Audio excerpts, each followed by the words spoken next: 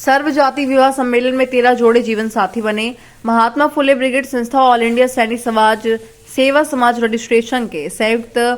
तत्वाधान में सर्व जातीय 11वां सामूहिक विवाह सम्मेलन 2 फरवरी बसंत पंचमी को पावटा के राम मैरिज गार्डन में आयोजित हुआ। कार्यक्रम में मुख्य अतिथि ऑल इंडिया सैनी सेवा समाज राष्ट्रीय दिलबाग सिंह सैनी, समारोह उद्घाटनकर्ता हीरालाल सैनी, जिला प्रमुख दौसा भीमसेन सैनी, तहसीलदार जेपी सैनी, दिल्ली दीप प्रज्वलित करता संत 1008, मोहनदास महाराज लीलका धाम, मंगलदास महाराज टोडरा गुजरान सहित तमाम जन अतिथि रहे।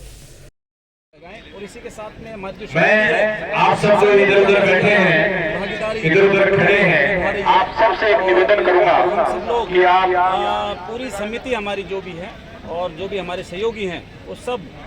एक ही उनका ध्येय है कि हमारे क्षेत्र में ज़्यादा से ज़्यादा लोग इस सामूहिक विवाह से जुड़ें और इसी के साथ में शिक्षा का भी प्रचार प्रसार हम इसी के समक्ष ज़्यादा करें, जिससे कि हमारा समाज और हमारे जो दबे कुचले जो लोग हैं, महात्मा ज्योतिबा फुले जी ने जो एक संदेश दिया सर्व समाज को, दलित समाज को या हमारे जो पिछड़े समाजों को, वो हम मुहिम लेके चल रहे हैं, जिससे कि हमारा सर्व समाज आगे बढ़े और हमें किसी भी के हाथ आगे नहीं फैलाना पड़े, कर्ज के बोझ के नीचे नहीं दबना पड़े। इस प्रकार की मुहिम हम पूरी समिति के द्वारा की जा रही है। जिस तरीके करते हैं सब लोग बढ़ चढ़ के भाग लेते हैं और कई बार होते हैं कि इस प्रकार से कोई 20-19 लोग होते हैं कि जो कि कोशिश करते हैं कि इनको कैसे वो किया जाए, लेकिन ऐसा कुछ नहीं है।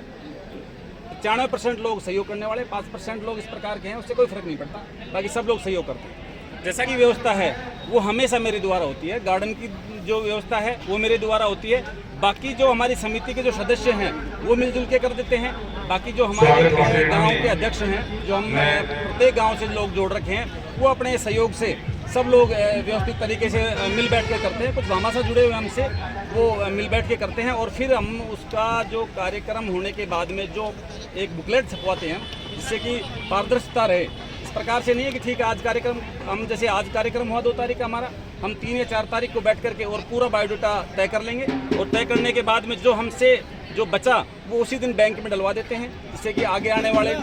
टाइम में अगर हमारे पास ज़्यादा जोड़े हो गए, भामा से कम रहे, तो पैसे वहाँ काम ले सकें। एक प्रश्न, सभी समाजों में इस प्रकार की एक सामूहिक विवाह बैठ करके मिल बैठ के बातें करें तो एक दूसरे का अंकुश रहेगा, डर रहेगा कि हम समाज में जाके बैठेंगे तो वहाँ पे लोग हमारी खिल्ली उड़ाएंगे या लोग कहेंगे यार तुम्हारी इस प्रकार की बात है। तो ये सब लोगों का समय समय पर एक सम्मेलन होता रहे, चाहे वो ज़रूरी नहीं है कि सामूहिक विवाह के रूप में ही हो, चाहे एक युवा सम्मेलन हो, चाहे आपके पत्रकार सम्मेलन हो, चाहे आपका किसी भी वे में मानो, वो सब एक सम्मेलन होता रहे, जिससे कि चाहे छात्रों का प्रतिभावान सम्मान समारोह हो, उसमें क्या एक दूसरे का मिलना जुलना होता है। मिलने जुलने से क्या होता है कि एक दूसरे में जो कुरीतियाँ हैं वो लोग आगे नहीं, वो भी सोचेंगे यार हम भी आगे हैं, जैसे कि हमारे समाज में इस प्रकार की हमारी भी प्रतिभा बढ़े या हम लोग आगे आएँ। इसलिए इस प्रकार से सम्मेलनों से फ़ायदा ही है।